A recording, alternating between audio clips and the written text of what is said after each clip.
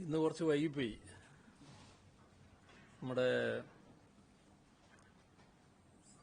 സർവകക്ഷി യോഗം ഉണ്ടായിരുന്നല്ലോ, അതുകൊണ്ട് കുറച്ചൊന്ന് വൈകാനില്ല. അതിന് ശേഷമാണ് നമ്മൾ റിവ്യൂ മീറ്റിംഗ് ആരംഭിച്ചത്. അപ്പോൾ റിവ്യൂവിൽ കണ്ടൊരു കാര്യം, പുതുതായി 3 പേർക്ക് കൂടി കോവിഡ് സ്ഥിരീകരിച്ചു എന്നുള്ളതാണ്. അപ്പോൾ ആകെ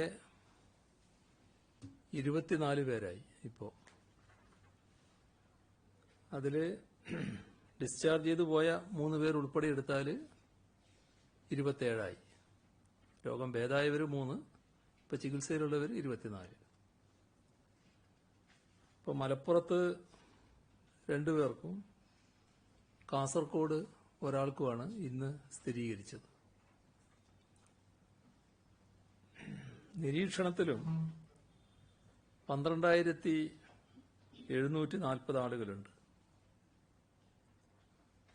ഇതിൽ 12,470 പേര് വീടുകളിലാണ്, 270 പേര് ആശുപത്രികളിലുമാണ്. ഇന്ന് 72 പേരെ ആശുപത്രിയിൽ പ്രവേശിപ്പിച്ചിട്ടുണ്ട്. 2297 സാമ്പിളുകളാണ് പരിശോധനയ്ക്ക് അയച്ചത്. അതിൽ 1693 എണ്ണം രോഗബാധയില്ല എന്നുറപ്പായിട്ടുണ്ട്. ഇന്ന്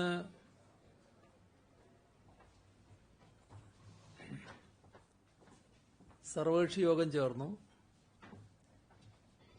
കോവിഡ് വൈറസ് പ്രതിരോധ പ്രവർത്തനത്തെക്കുറിച്ച് ചർച്ച ചെയ്തു. എല്ലാവരും പൂർണ്ണമായും സഹകരിക്കുന്ന നിലയാണുണ്ടായത്. നാടൊന്നിച്ച്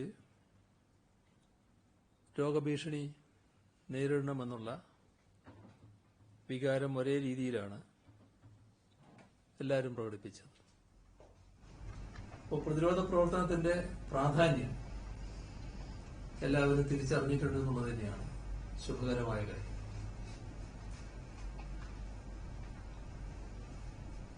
നമുക്കറിയാം, ഈ ജനുവരി അവസാനത്തോടെയാണ് ഈ രോഗവിവരങ്ങൾ നമ്മുടെ ശ്രദ്ധയിൽപ്പെടുന്നത്. അതുമായിട്ടുള്ള ആശങ്ക ഉയരുന്നത്. ആദ്യ സന്ദേശം ലഭിച്ചതുപോലെ തന്നെ സംസ്ഥാന സർക്കാർ ഇടപെട്ടിട്ടുണ്ട്. ആരോഗ്യവകുപ്പ് നല്ല രീതിയിൽ പ്രവർത്തിച്ചിട്ടുണ്ട് എന്ന് എല്ലാവർക്കും അറിയാം. അതിന് ഫലമുണ്ടായിട്ടുണ്ട്. രോഗവ്യാപനം തടയുന്നതിന് ആ ഇടപെടൽ ഫലപ്രദമായിരുന്നു. അതിന്റെ ഭാഗമായി ചില നിയന്ത്രണങ്ങൾ ഏർപ്പെടുത്തേണ്ടി വന്നിട്ടുണ്ട്. ജനങ്ങൾ തന്നെ സ്വമേധയാ നിയന്ത്രണം പാലിക്കാൻ തയ്യാറായിട്ടുണ്ട്. അങ്ങനെയൊക്കെ വരുമ്പോൾ സാമൂഹ്യമായി തന്നെ ചില പ്രശ്നങ്ങൾ ഉയർന്നിട്ടുണ്ട്. അതിലൊന്ന് ആളുകളുടെ ആശങ്കയും മറ്റും കാരണം സാധാരണ നിലക്കുള്ള വ്യാപാരങ്ങൾ നടക്കുന്നില്ല എന്നുള്ളത്. വ്യാപാര മേഖല ഏറെക്കുറെ നിർജീവാവസ്ഥയിലായിട്ടുണ്ട്. അപ്പോൾ അത് ദൈനംദിന ജീവിതത്തെ ബാധിക്കുന്ന അവസ്ഥയിലേക്ക് മാറുന്നുണ്ട്. തൊഴിൽശാലകളെയും ബാധിച്ചിട്ടുണ്ട്. ഇത് അതീവ ഗുരുതരമായ ഒരു പ്രശ്നമായിട്ട് തന്നെയാണ് സർക്കാർ കാണുന്നത്. ചെറുകിട കച്ചവടക്കാരായാലും ഇടത്തരം കച്ചവടക്കാരായാലും എല്ലാം കടുത്ത പ്രതിസന്ധി നേരിടുന്നുവെന്നാണ് സർക്കാർ മനസ്സിലാക്കുന്നത്. സാമൂഹ്യ ജീവിതം അതേ രീതിയിൽ മുന്നോട്ട് പോവുക എന്ന ഏറ്റവും പ്രധാനമാണ്. രോഗപ്രതിരോധത്തിൻ്റെതായ ജാഗ്രത നമ്മൾ തുടരണം. അതിനാവശ്യമായ എല്ലാ നടപടികളും എടുക്കണം. എന്നാൽ അത് മുഴുവൻ സാമൂഹ്യ ജീവിതവും സ്തംഭിച്ചിട്ടാകരുത്. അത് നമ്മുടെ നല്ല ഭാവിക്ക് തടസ്സം സൃഷ്ടിക്കുകയാണ് ചെയ്യുന്നത്. അപ്പൊ അതേപോലെ തന്നെ ബസ്സുകള്, ടാക്സി, ഓട്ടോ അടക്കമുള്ള പൊതുഗതാഗത സംവിധാനങ്ങൾ, ഇതൊക്കെ വലിയ തോതിൽ പ്രയാസത്തിലായിട്ടുണ്ട്. കാരണം ആളുകൾ യാത്ര ചെയ്യുന്നത് കുറയുന്നുണ്ട്. അതുകൊണ്ട് തന്നെ നല്ല പ്രയാസം വന്നിട്ടുണ്ട്. KSRTC മാത്രം ഒരു ദിവസം തന്നെ കോടിക്കണക്കിന് രൂപയുടെ നഷ്ടമാണ് നേരിടുന്നത്. ഇതിന്റെ ഭാഗമായി പ്രൈവറ്റ് ബസ്സുകൾക്കും മറ്റും അവർ ടാക്സ് അടക്കേണ്ട ഒരു ഘട്ടമാണിത്. അത് അല്പം നീട്ടിവെക്കുന്ന നില സർക്കാർ സ്വീകരിച്ചിട്ടുണ്ട്. നമ്മള് പൊതുപരിപാടികളാകെ നിർത്തിവെച്ചിട്ടുണ്ട്. വിനോദസഞ്ചാര മേഖലയിൽ നിയന്ത്രണങ്ങൾ കൊണ്ടുവന്നിട്ടുണ്ട്. ഇതിന്റെ ഭാഗമായി വിനോദസഞ്ചാര മേഖല നേരിടുന്ന ഗൗരവമായ പ്രശ്നങ്ങളുണ്ട്. ആയിരക്കണക്കിന് ജീവനക്കാർ നേരിടുന്ന പ്രശ്നങ്ങളുണ്ട്. അവരുടെ ഉപജീവന മാർഗം തടസ്സപ്പെടുന്ന നില വന്നിട്ടുണ്ട്. ഇതൊക്കെ കാണിക്കുന്നത് ഇനിയുള്ള നാളുകളിൽ നമ്മുടെ സാമ്പത്തിക നില കുറച്ചുകൂടി മോശമാകില്ലേ എന്നതാണ്. ഇപ്പൊ തന്നെ എന്താണെന്ന് നമുക്ക് എല്ലാവർക്കും അറിയാം. അപ്പൊ അത് കുറെ കൂടി രൂക്ഷമാകുന്ന നിലയാണ് ഉണ്ടാവുക. ഇത് ഒരു ഗൗരവമായ സ്ഥിതിവിശേഷമാണ്. ഇക്കാര്യത്തില് എന്തൊക്കെ ചെയ്യാനാകും എന്നത് സർക്കാർ ഗൗരവമായി തന്നെ ആലോചിക്കും. ഇപ്പൊ വായ്പയുടെ കാര്യത്തില് ഈ മാർച്ച് മാസമൊക്കെ ആയതുകൊണ്ട് തിരിച്ചടവിനുള്ള വലിയ ശ്രമമാണ് ബാങ്കുകൾ നടത്തിക്കൊണ്ടിരിക്കുന്നത്. അപ്പൊ അത് ഈ ഘട്ടം അത് ബാങ്കുകളുമായി ചർച്ച ചെയ്യുന്നതിന് വേണ്ടി SLBC യോഗം അടുത്ത ദിവസം തന്നെ ചേരുന്നതിനുള്ള നടപടികൾ സ്വീകരിക്കുന്നത്. വിമാനത്താവളങ്ങളുമായി ബന്ധപ്പെട്ട് ഇവിടെയുള്ള വിമാനത്താവളങ്ങളുടെ അധികൃതരുമായി ഇന്നൊരു വീഡിയോ കോൺഫറൻസിലൂടെ കാര്യങ്ങൾ ചർച്ച ചെയ്തിരുന്നു. അതില് കർക്കശമായ പരിശോധന ഉറപ്പുവരുത്തലാണ് ഏറ്റവും പ്രധാനം. അത് നേരത്തെ പറഞ്ഞിട്ടുള്ളതാണ്. ഇങ്ങോട്ട് വരുന്നവരെ മാത്രമല്ല, ഇവിടുന്ന് അങ്ങോട്ട് യാത്ര ചെയ്യുന്നവരെയും പരിശോധിക്കാനുള്ള സംവിധാനം ഒരുക്കാനാണ് ഉദ്ദേശിക്കുന്നത്. ജാഗ്രത ശക്തമാക്കണം, എല്ലാ പഴുതുകളും അടക്കണം എന്നുള്ള മുന്നറിയിപ്പാണ് ഇവിടെ കഴിഞ്ഞ ദിവസം നെടുമ്പാശ്ശേരിയിലുണ്ടായ സംഭവം കാണിക്കുന്നത്.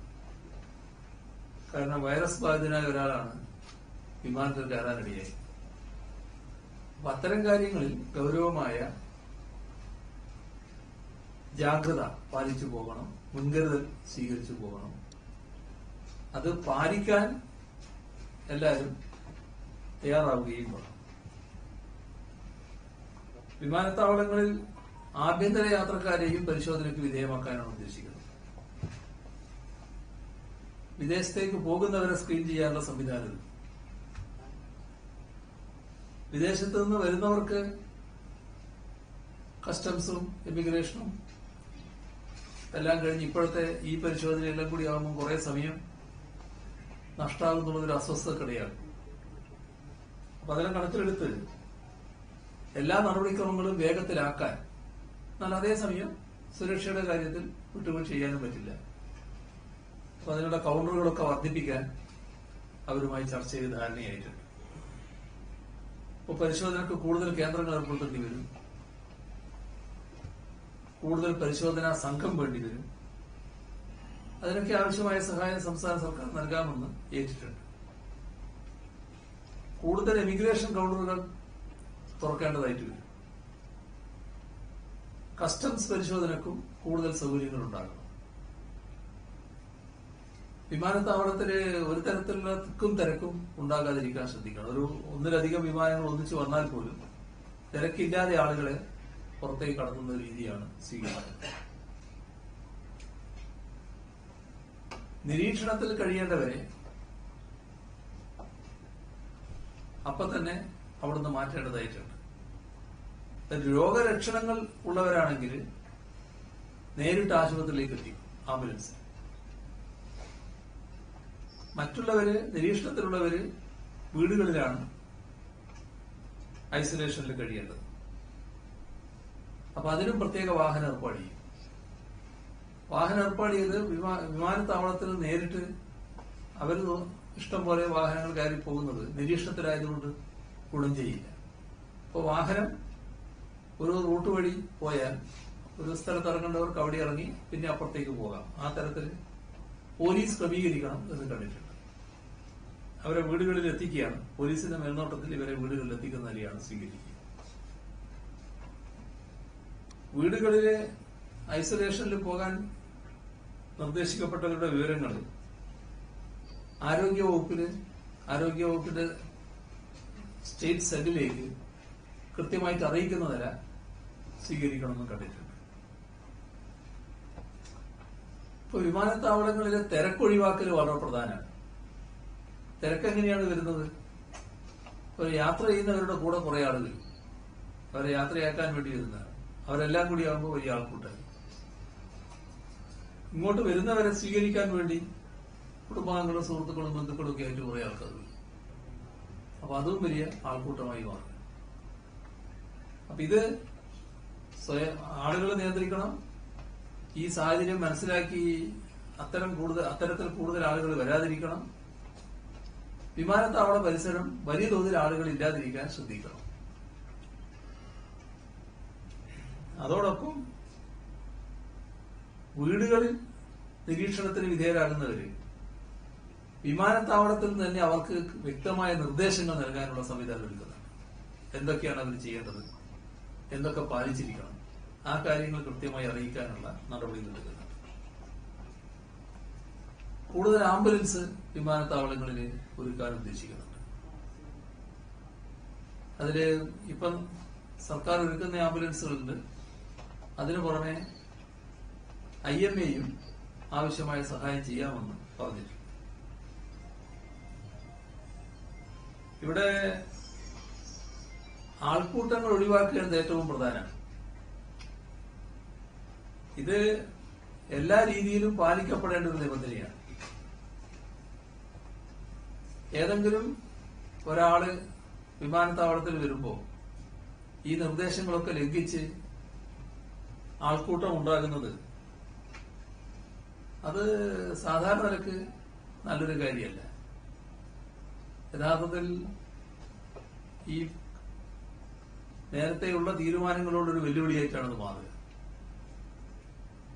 അത്തരം സംഭവങ്ങൾ ആവർത്തിക്കാതിരിക്കണം. അത് കർക്കശമായി നേരിടേണ്ടതായിട്ട് വരും. എല്ലാ കക്ഷി നേതാക്കളും അങ്ങേയറ്റം സഹകരണാത്മകമായ സമീപനമാണ് സർവകക്ഷി യോഗത്തിൽ സ്വീകരിച്ചത്. അത് സർക്കാരിന് നൽകുന്ന ഊർജം ചെറുതല്ല എന്നുള്ളത് തന്നെയാണ് വസ്തുത. പ്രാദേശിക തലത്തിൽ ഉൾപ്പെടെ ഈ സഹകരണം ശക്തമാക്കി തുടർ നടപടികൾ സ്വീകരിക്കാൻ തന്നെയാണ് ഉദ്ദേശിക്കുന്നത്. ഇന്നലെ ബ്രേക്ക് ദ ചെയിൻ എന്ന ഒരു പരിപാടി ആരോഗ്യമന്ത്രി തുടക്കം കുറിച്ചത്. അതിന് വലിയ സ്വീകാര്യത പൊതുവെ ലഭിക്കുന്നുണ്ട്. ഏറ്റവും പ്രധാനമായിട്ട് ശ്രദ്ധിക്കേണ്ടത് ഈ കൈകളാണ് നല്ല തോതിൽ രോഗ അണുക്കള് വ്യാപിപ്പിക്കുന്നത്. അപ്പോ ഹസ്തദാനം, ആലിംഗനം ഇതൊക്കെ ഒഴിവാക്കുന്നതാണ് ഇപ്പോ നന്നാവുന്നത്. പിന്നെ മുഖം, മൂക്ക്, കണ്ണ് ഇതൊക്കെ തൊടാതിരിക്കുക എന്ന് പറയുന്നുണ്ട്. അത് തൊടേണ്ട സമയത്ത് തൊടാതിരിക്കൽ ശ്രദ്ധിക്കുക എന്നുള്ളതാണ് ഏറ്റവും പ്രധാനം. തുമ്മ, ചുമക്കുക ഇങ്ങനെയൊക്കെ വരുമ്പോ അത് വായും മൂക്കും ഒക്കെ തൂവാല കൊണ്ട് മൂടുക എന്നത് വളരെ കർക്കശമായി പാലിച്ചിരിക്കും. ഇടയ്ക്കിടെ സോപ്പും വെള്ളവും ഉപയോഗിച്ചുകൊണ്ട് കൈ നല്ല നിലക്ക് കഴുകുക. സാനിറ്റൈസർ കൃത്യമായിട്ട് ഉപയോഗിക്കുന്ന നില സ്വീകരിക്കുക. ഓഫീസുകളില്, ബാങ്കുകളില്, മറ്റ് കേന്ദ്രങ്ങളിലൊക്കെ പ്രവേശിക്കുന്നതിന് മുൻപ് തന്നെ കൈകൾ കഴുകാനുള്ള സൗകര്യങ്ങൾ ഒരുക്കണം. നിങ്ങളുടെ പ്രസ് ക്ലബിലുമൊക്കെ അത്തരം സൗകര്യങ്ങൾ ഒരുക്കണം. റെസിഡൻസ് അസോസിയേഷനുകള്, ഫ്ളാറ്റുകള്, അവിടങ്ങളിലൊക്കെ ഈ തരത്തിൽ സാനിറ്റൈസർ സ്ഥാപിച്ചിരിക്കണം. എല്ലാ പ്രവേശന കവാടത്തിലും ഉണ്ടാകുന്നതാണ് നല്ലത്. ബസ് സ്റ്റോപ്പുകള്, മാർക്കറ്റ് തുടങ്ങിയ പൊതുസ്ഥലങ്ങളിൽ സോപ്പ് ഉപയോഗിച്ച് കൈകഴുകാനുള്ള സൗകര്യം ഒരുക്കണം. അത് സർവകക്ഷി യോഗത്തിൽ തന്നെ ഇങ്ങനെയുള്ള നിർദ്ദേശങ്ങൾ വന്നു. കുറച്ച് സമയമെടുത്ത് കൈ കഴുകണമെന്നാണ്. ഇതില് ഒന്നും കൈ വെള്ളം കാണിച്ചു നേരെ കൈ എടുത്ത് കളയാൻ പാടില്ല. ഇതുമായി ബന്ധപ്പെട്ട് അണുക്കള് നശിച്ചു പോകണമെങ്കിൽ കുറച്ച് സമയം സോപ്പിൽ കൈ നിൽക്കണം. അപ്പൊ അത് പ്രത്യേകം ശ്രദ്ധിക്കണം. അതോടൊപ്പം യുവജന സംഘടനകൾ നമ്മുടെ രക്തദാനത്തിന് ഇപ്പോ തയ്യാറായി മുന്നോട്ട് വന്നിട്ടുണ്ട്. അത് ഏറ്റവും മാതൃകാപരമായ ഒരു പ്രവൃത്തിയാണ്. അതോടൊപ്പം ഇതുമായി ബന്ധപ്പെട്ട പ്രചരണങ്ങളിലും യുവജന സംഘടനകളും സന്നദ്ധ സംഘടനകളും ഒക്കെ ആവശ്യമായ സഹായം ചെയ്യണം.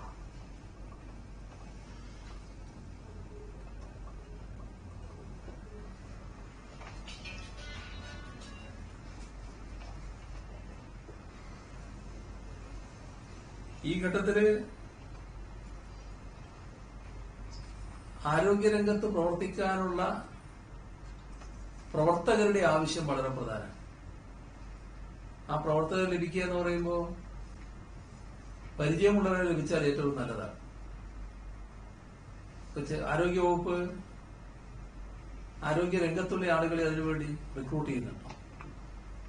അപ്പൊ അതില് നേരത്തെ സർവീസിൽ ഉണ്ടായിരുന്നവര് ഇപ്പൊ ഇത്തരം പ്രവർത്തനങ്ങൾ നടത്താൻ ആരോഗ്യമുള്ളവര് അവർക്കൊക്കെ ഇതിൽ പങ്കാളികളാകാവുന്നതാണ്. ആ തരത്തിൽ അവരുകൂടി സഹകരിക്കുന്ന നില ഉണ്ടാവും. മറ്റ് പുതിയ വളണ്ടിയർമാർ വരുമ്പോൾ അവർക്ക് ആവശ്യമായ പരിശീലനം ആരോഗ്യവകുപ്പ് നൽകുകയും ചെയ്യും.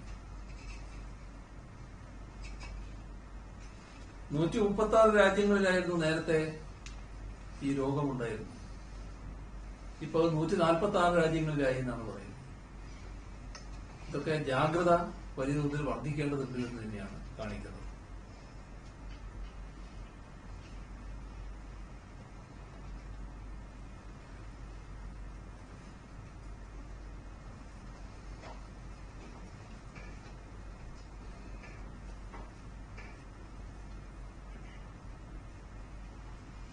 ടൂറിസ്റ്റുകളോടുള്ള പെരുമാറ്റത്തില് നേരത്തെ തന്നെ പറഞ്ഞതാണ്, അവരെന്തോ ഒരു രോഗവും കൊണ്ട് വരുന്നവരാണ് എന്ന മട്ടില് അവരെ കാണാതിരിക്കുക എന്നുള്ളത് ഏറ്റവും പ്രധാനം. ഇന്നത്തെ ഘട്ടത്തിൽ ലോകത്താകെ രോഗങ്ങൾ ഉണ്ടായിട്ടുണ്ട്. ചിലര് രോഗം ബാധിച്ചവരും കാണും. പക്ഷെ എല്ലാവരെയും രോഗബാധിതരായിട്ട് കാണാൻ പാടില്ല. രോഗബാധിതരാണെങ്കിൽ അവർക്ക് ചികിത്സിക്കാനുള്ള സൗകര്യങ്ങൾ നമ്മളിവിടെ ഒരുക്കുന്നുണ്ട്. ആ നിലക്കാണ് അതിനെ കാണേണ്ടത്. നമുക്ക് ഈ ഘട്ടം കഴിയണം. ഈ ഘട്ടം കഴിഞ്ഞാലും കേരളത്തില് ടൂറിസം എന്നത് പ്രധാനപ്പെട്ടൊരു ഭാഗമാണ്. കേരളത്തിന്റെ അതിജീവനത്തിന് ഏറ്റവും പ്രധാനപ്പെട്ടൊരു ഭാഗമാണ്. ഇതോടുകൂടി ഇനി കേരളത്തിലേക്ക് ആരും വരാൻ പാടില്ല എന്നുള്ളൊരു തോന്നല് വിദേശത്ത് നിന്ന് ടൂറിസ്റ്റുകൾക്ക് ഉണ്ടാക്കാൻ പാടില്ല. ടൂറിസ്റ്റുകൾക്ക് ആർക്കും ഉണ്ടാക്കാൻ പാടില്ല. അത് പ്രധാനമായി എല്ലാവരും മനസ്സിൽ കരുതേണ്ട ഒരു കാര്യമാണ്. നമ്മളെല്ലാവരും ജാഗ്രത പാലിക്കണം. വിദേശത്ത് വരുന്നവരും ജാഗ്രത പാലിക്കണം. അതിന് അവരെ ജാഗ്രത പാലിപ്പിക്കാൻ ആവശ്യമായ നടപടികൾ നമുക്ക് പൊതുവിൽ സ്വീകരിക്കുകയും ചെയ്യും. ഇതോടൊപ്പം ചൂണ്ടിക്കാണിക്കാനുള്ളൊരു കാര്യം നേരത്തെ പറഞ്ഞതാണ്, ആരാധനാലയങ്ങളുടെ കാര്യം. ആരാധനാലയങ്ങൾ ഇനി ഒരു ഘട്ടം കൂടി കടക്കണ്ടേ എന്ന് നമ്മൾ ആലോചിക്കേണ്ടതാണ്. ഇപ്പൊ ചില രാജ്യങ്ങള് ഈ ബാങ്ക് വിളിക്കുന്ന സമയത്ത് തന്നെ നിങ്ങൾ വീട്ടിൽ വെച്ച് നമസ്കരിച്ചാൽ മതി എന്ന് പറയുന്ന നില സ്വീകരിക്കുന്നുണ്ട്. അപ്പൊ നമ്മുടെ ആരാധനാലയങ്ങള് മുസ്ലിമിന്റെതും ക്രിസ്ത്യാനിയുടേതും ഹിന്ദുവിന്റെയും ഒക്കെ ആരാധനാലയങ്ങൾ. ആ ആരാധനാലയങ്ങളില് വലിയ തോതിൽ ആളുകൾ കൂടുന്ന ആ ഒരു സാഹചര്യം ഒഴിവാക്കണം. അവിടെയുള്ള സാധാരണ ചടങ്ങുകൾക്ക് ഒന്നിനും തടസ്സം വരുത്തണം. അതെല്ലാം അതേ രീതിയിൽ നടക്കട്ടെ. എന്നാൽ ആളുകൾ കൂടരുത് എന്നൊരു നില പൊതുവിൽ ആരാധനാലയങ്ങളുടെ മേധാവികൾ തന്നെ സ്വീകരിക്കണം. അവരത്തരത്തിലൊരു അറിയിപ്പ് കൊടുക്കുന്ന നിലയുണ്ടാകും. ജില്ലാ ഭരണകൂടം ആരാധനാലയങ്ങളുമായി ഇപ്പൊ തന്നെ ചർച്ച നടത്തിയിട്ടുണ്ട്. അതൊരു നമ്മുടെ നാടിന്റെ ആവശ്യമായി കരുതിക്കൊണ്ട് ആരോഗ്യകരമായൊരു സമീപനം സ്വീകരിക്കണമെന്നാണ് എല്ലാ ആരാധനാലയങ്ങളോടും പൊതുവെ അഭ്യർത്ഥിക്കാനുള്ളത്. ഇതോടൊപ്പം ക്ഷേമ പെൻഷനും മറ്റു പെൻഷനുകളും ഒക്കെ ലഭിക്കാനുള്ള അപേക്ഷ കൊടുക്കേണ്ട സമയമാണ്. ആ അപേക്ഷ കൊടുക്കാൻ ഇതൊരു അവസാന സമയമാണെന്നുള്ളത് വലിയ തിരക്ക് വില്ലേജ് ഓഫീസുകളിലൊക്കെ വരുന്നത്. അതൊരു 3 മാസത്തേക്ക് നീട്ടിവെക്കുകയാണ്. അത് ദീർഘിപ്പിക്കാനാണ് തീരുമാനിച്ചത്.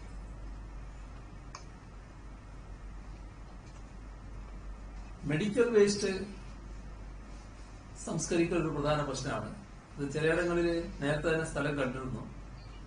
അവിടെ ചില എതിർപ്പുകൾ വന്നപ്പോഴാണ് ഇത് സംസ്കരിക്കുന്നതിന് പ്രയാസം വന്നത്. ഏതായാലും നമുക്ക് അത് അടിയന്തരമായിട്ടും ചെയ്യേണ്ടതായിട്ടുണ്ട്. അതിൽ നാടിന്റെ സഹകരണം ആ കാര്യത്തിൽ ഉണ്ടാകണം എന്നാണ് അഭ്യർത്ഥിക്കാറുള്ളത്. മെഡിക്കൽ വിദ്യാർത്ഥികൾക്ക് ഇപ്പോൾ അവധിയില്ല. മറ്റെല്ലാ വിദ്യാലയങ്ങളും അടച്ചിട്ടുണ്ടെങ്കിലും മെഡിക്കൽ വിദ്യാർത്ഥികൾ ഇപ്പോൾ തുറന്നു പ്രവർത്തിക്കുകയാണ്. അതില് PGക്കുള്ള വിദ്യാർത്ഥികളും അതുപോലുള്ള ഹൗസ് സർജൻസ് അങ്ങനെയുള്ളവരൊക്കെ ഈ രോഗവുമായി ബന്ധപ്പെട്ടുള്ള കാര്യങ്ങളിൽ സഹായിക്കാൻ പറ്റുന്നവരാണ്. എന്നാൽ ജൂനിയർ വിദ്യാർത്ഥികളുണ്ട്. അവര് ഇവിടെ മെഡിക്കൽ കോളേജിലുണ്ട്. അത് കഴിഞ്ഞ് പിന്നെ നാട്ടിലേക്ക് പോവുകയാണ്. ചിലപ്പോൾ ഡോക്ടർമാരുടെ കൂടെ അവരുണ്ട്. അപ്പോ അത് ചില പ്രശ്നങ്ങൾ ഉണ്ടാക്കുന്നുണ്ട്.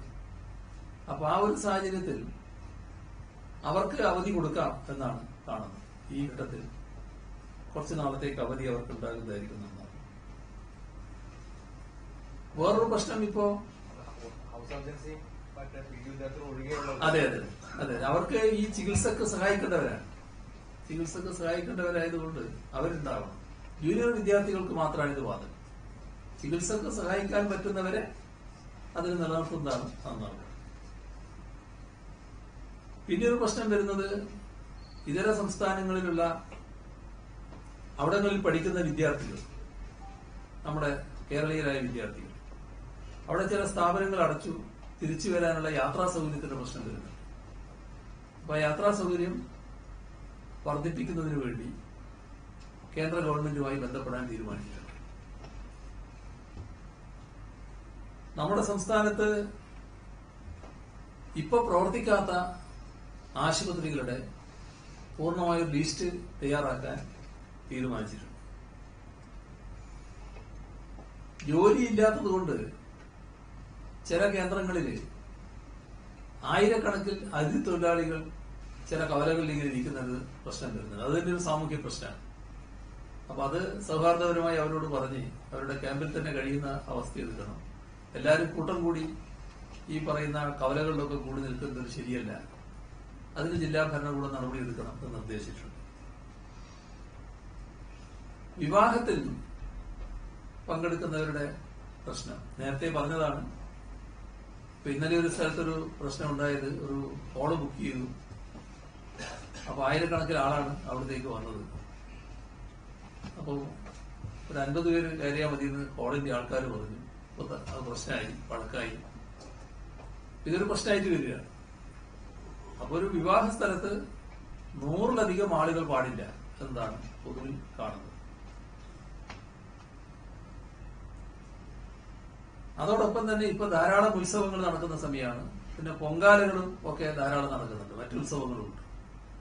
ഇങ്ങനെയുള്ള എല്ലാ ഉത്സവങ്ങളും അത് വലിയ തോതിൽ ആൾക്കൂട്ടം ഇല്ലാതിരിക്കുന്നതിന് ശ്രദ്ധിക്കുന്ന തരത്തിൽ ഒരു ചടങ്ങ് മാത്രമാക്കി ചുരുക്കുന്നതിന് എല്ലാവരും ശ്രദ്ധിക്കേണ്ടതാണ്. കുടുംബ കോടതികളിലെ തിരക്ക്, ചെറിയ കുട്ടിയും പിന്നെ സ്ത്രീകളും എല്ലാം കൂടി വലിയ തിരക്കാണ് ഓരോ കുടുംബ കോടതിയിലുള്ളത്. അപ്പൊ അതിന് എങ്ങനെ തിരക്ക് ഒഴിവാക്കാൻ പറ്റും, കുറച്ചു നാളത്തേക്ക് അതെല്ലാം നീട്ടിവെക്കാൻ പറ്റുമോ, അത് ഹൈക്കോടതി രജിസ്ട്രാറുമായി സംസാരിക്കാമെന്ന് കണ്ടിട്ടുണ്ട്. ഹൈക്കോടതിയുമായി ബന്ധപ്പെട്ട് തീരുമാനിക്കേണ്ട കാര്യമാണ്. സംസ്ഥാന ഗവൺമെന്റ് ഒറ്റയ്ക്ക് തീരുമാനിക്കേണ്ടത്. ഇത് ഒരു ഗൗരവമായ പ്രശ്നമായിട്ട് തന്നെ കാണുന്നതുകൊണ്ട് ഇപ്പോൾ സ്തുത്യർഹമായ രീതിയിലാണ് ആരോഗ്യവകുപ്പ് പ്രവർത്തിച്ചു വരുന്നത്. പക്ഷെ ആരോഗ്യവകുപ്പ് മാത്രം പ്രവർത്തിക്കുക എന്നുള്ള നില പോരാ, വിവിധ വകുപ്പുകൾ കൂടി യോജിച്ചുകൊണ്ട് കാര്യങ്ങൾ നീക്കണം എന്ന് നേരത്തെ കണ്ടിട്ടുണ്ട്. ആ യോജിപ്പിപ്പ് വന്നിട്ടുണ്ട്. ഇതിന്റെ ഭാഗമായി വിവിധ തരത്തിലുള്ള സെക്ടറൽ കമ്മിറ്റികൾ വന്നിട്ടുണ്ട്. സംസ്ഥാന തലത്തിലുണ്ടാകും, ജില്ലാ തലത്തിലുണ്ടാകും. അതോടൊപ്പം തന്നെ ഒരു സെക്രട്ടറി തല സീനിയർ സെക്രട്ടറിമാർ ഉൾക്കൊള്ളുന്ന ഒരു കമ്മിറ്റി, ഒരു സെക്രട്ടറി തല കമ്മിറ്റി സംസ്ഥാന തലത്തിൽ ഈ കാര്യങ്ങൾ മോണിറ്റർ ചെയ്യാനുണ്ടാവണം എന്ന് കണ്ടിട്ടുണ്ട്.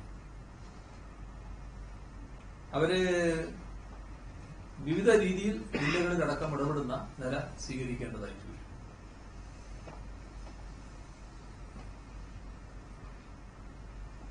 സർവകക്ഷി യോഗത്തിൽ ചർച്ച ചെയ്ത മറ്റൊരു പ്രശ്നം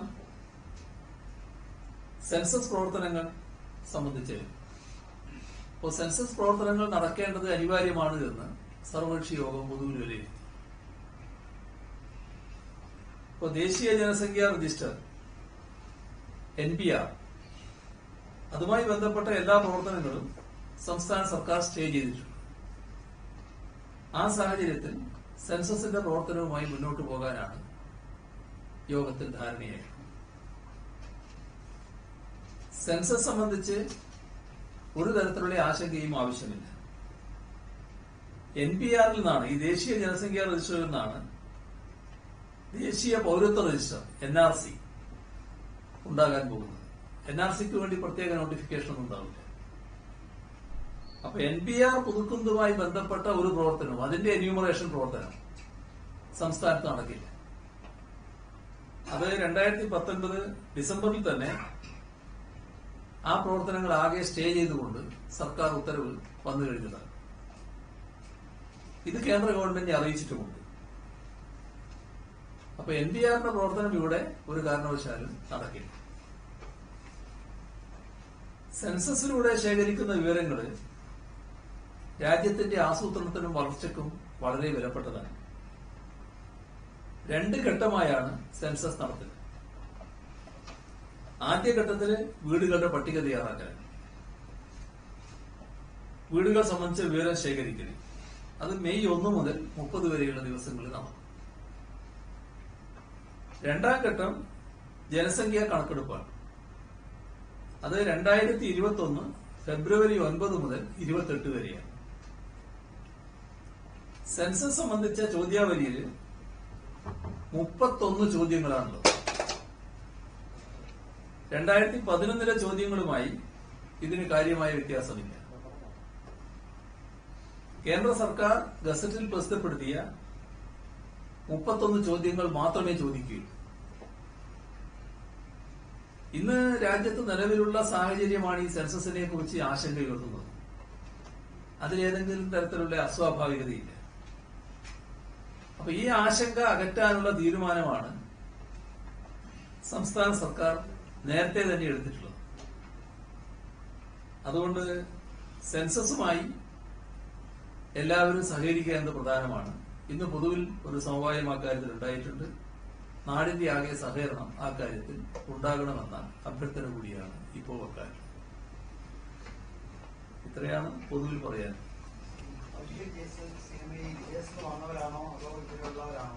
ഏത്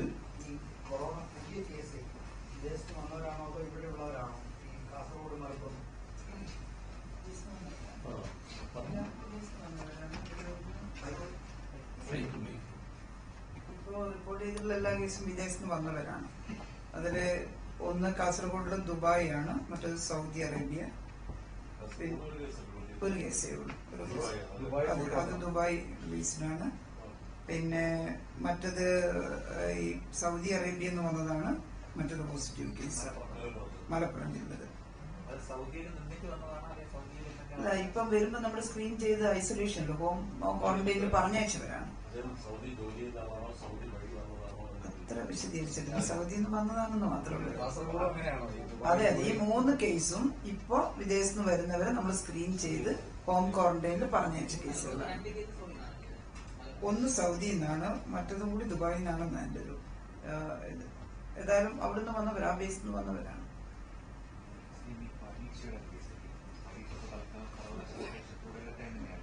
അതെ അതെ, പരീക്ഷ പൊതുവിൽ സർവകക്ഷി യോഗവും കണ്ടത് അത് തന്നെയാണ്. കാരണം പരീക്ഷ നിർത്തിവെച്ചാൽ അത് കുട്ടികൾക്ക് ഉണ്ടാക്കുന്ന ചില വിഷമങ്ങളുണ്ടാവും നാളെ. അപ്പൊ അതുകൊണ്ട് പരീക്ഷ തുടരുക, അതേസമയം എല്ലാ ജാഗ്രതയും പാലിച്ചു പോവുകയും ചെയ്യും. നമ്മൾ നേരത്തെ അടച്ചല്ലോ, ഇതിപ്പോ അവർ പറഞ്ഞെന്ന് മാത്രമേ ഉള്ളൂ. പരീക്ഷയുടെ കാര്യത്തിൽ അത് ബാധകല്ല. അതാണ് വിമാനത്താവളത്തിൽ വരുന്നവര് എല്ലാവരെയും വീട്ടിലെത്തിക്കണം. അല്ല, ഇത്തരം രാജ്യങ്ങളിൽ നിന്ന് വരുന്നവര്, ചില രാജ്യങ്ങൾ പ്രത്യേകം എടുത്തിട്ടുണ്ടല്ലോ, ആ രാജ്യങ്ങളിൽ നിന്ന് വരുന്നവര് 14 ദിവസം നിരീക്ഷണത്തിൽ കഴിയേണ്ടി വരും. അവരെ പിന്നെ വീട്ടിലേക്ക് എത്തിക്കുന്ന രീതി.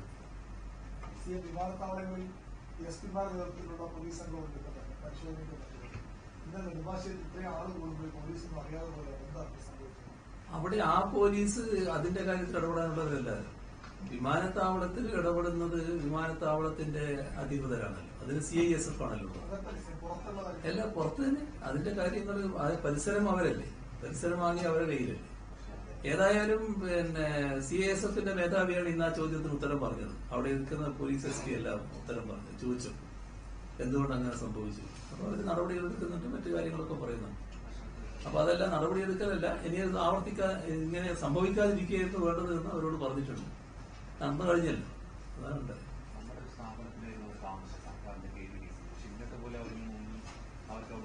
അല്ല, ഈ പറഞ്ഞത് വേറെ, അത് വേറൊരു പ്രശ്നം. അത് ഗൗരവമായിട്ട് എടുത്തിട്ട് പരിശോധിച്ചുകൊണ്ടിരിക്കുകയാണ് എന്താ സംഭവിച്ചത്.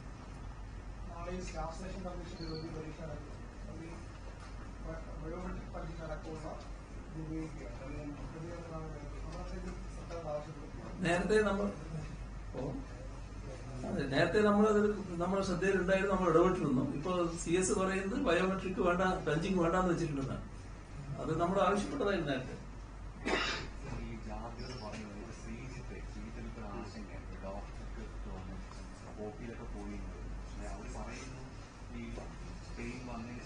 സ്പെയിൻ ജാഗ്രതാ പട്ടികയിൽ വരുന്നതിന് മുമ്പാണ് ഹോസ്പിറ്റലിൽ. പക്ഷെ അതൊരു ആശങ്കയുണ്ടാക്കും. ഒരു ഡോക്ടർ അങ്ങനെ ഇടപെടാവുന്നതാണ് പ്രധാനപ്പെട്ട ചോദ്യം.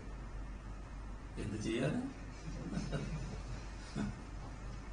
ഒരു വളരെ ദുഃഖകരമായ ഒരു സംഭവമായിരിക്കും അത്. അവിടെ 15 പേര്, ഇപ്പുറത്ത് 18 പേര്. ഇവിടെ കൊല്ലത്തെ പിന്നെ ഒരാൾ ഇറങ്ങി നടന്നിട്ട് അവിടെ നിരീക്ഷണത്തിൽ കഴിയുന്നയാളാണ്. അയാൾ അവിടെ നിന്ന് ഇറങ്ങി നടന്നു. അവിടുന്ന് വാഹനാപകടം ഉണ്ടായി. പാളയത്തോടെ ചേർന്നു കൊല്ലത്ത്. അങ്ങനെ അങ്ങനെ അവിടെ പിന്നെ എത്തി. നമ്മൾ പറയുന്ന നിർദ്ദേശങ്ങൾ പാലിക്കാതിരിക്കുമ്പോൾ ഉണ്ടാകുന്ന ഒരു ആപത്താണ് ഇത് കാണുന്നത്. എന്നിട്ട് ഈ ഒരാളെ ചികിത്സിച്ചതിന്റെ ഭാഗമായി 18 പേര് ഐസൊലേഷനിൽ കഴിയേണ്ടി വരും, മെഡിക്കൽ കോളേജ്. മറ്റതിന്റെ ഭാഗമായിട്ട് 15 പേര് കഴിയേണ്ടി വരും. ഇതാണ് അതിന്റെ പ്രശ്നം. വന്നയാളെ ചികിത്സിച്ചതിന് ശേഷമാണ് ഇങ്ങനെ ഐസൊലേഷൻ കഴിയുന്ന പേഷ്യന്റ് ആണെന്ന് മനസ്സിലാവുന്നു, ഹോം ക്വാറന്റൈൻ കഴിയുന്നയാളാണെന്ന് മനസ്സിലാവുന്നു. അപ്പോഴേക്കും വന്നാൽ പെട്ടെന്ന് ചികിത്സിക്കുക എന്നുള്ളതാണല്ലോ ആദ്യം.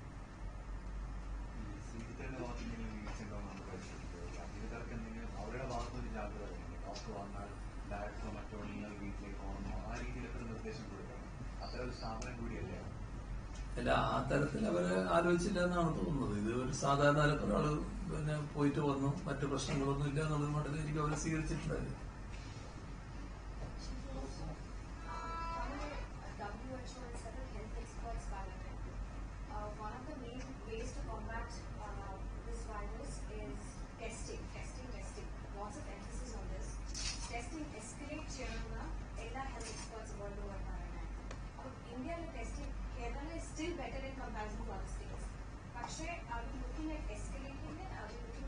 ഞങ്ങളത് ചർച്ച ചെയ്തു. കുറച്ചുകൂടി സെന്ററുകൾ കേന്ദ്രീകരിക്കണം എന്നാണ് കണ്ടിട്ടുള്ളത്. കുറച്ചുകൂടി സെന്റർ വർദ്ധിപ്പിക്കാൻ തീരുമാനിച്ചിട്ടുണ്ട്.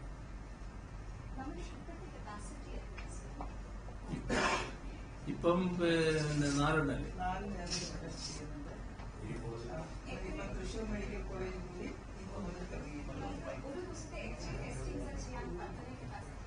ഇതിൽ ഓരോ ലാബിന്റെ ആയതുകൊണ്ട്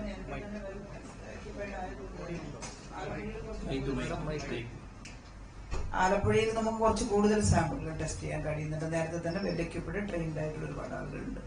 പുതുതായി തുടങ്ങിയെടുത്ത് മാക്സിമം ഒരു 20 തുടക്കത്തിൽ ആദ്യത്തെ ദിവസം ടെസ്റ്റ് ചെയ്യാൻ കഴിയുന്നത് എന്നുള്ളതാണ്. അപ്പോ അതിന് കൂടുതലാക്കാൻ വേണ്ടിയിട്ട് നമ്മൾ ശ്രമിക്കുന്നുണ്ട്. ഇതിൽ 5 എണ്ണമല്ലോ, കുറച്ച് PCR ടെസ്റ്റ് അല്ലേ, അപ്പൊ കുറച്ച് സമയം എടുക്കുന്നുണ്ട് അതിന്.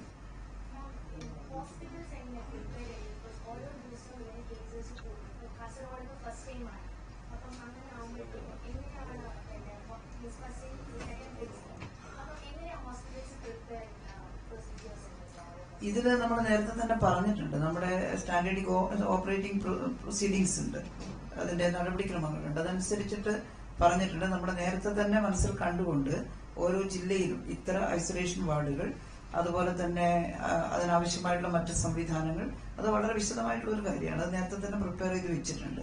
1ാം ഘട്ടത്തിൽ ഇത്ര, 2ാം ഘട്ടത്തിലിട്ട, 3ാം ഘട്ടത്തിലില്ല. ഇന്നിപ്പം ബഹുമാനോട് മുഖ്യമന്ത്രി പറഞ്ഞത് ഒരു കമ്മ്യൂണിറ്റി ഇതിലേക്ക് പോവുകയാണെങ്കിൽ കാണാനുള്ള പ്രിപ്പറേഷനും എടുക്കണമെന്നാണ്.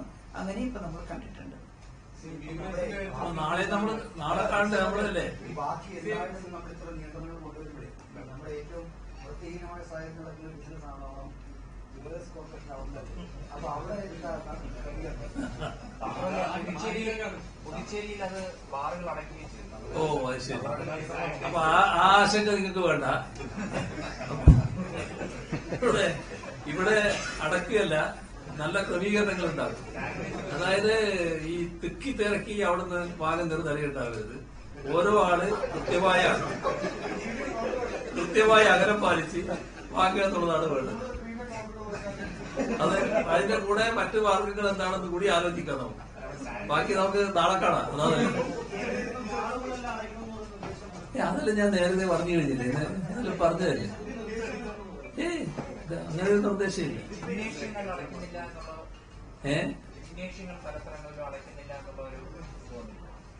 അല്ല, നമുക്ക് നാളെ എടുക്കാം ബാക്കി കാര്യങ്ങൾ. അതാണ് ഡോക്ടറിന്റെ കാര്യം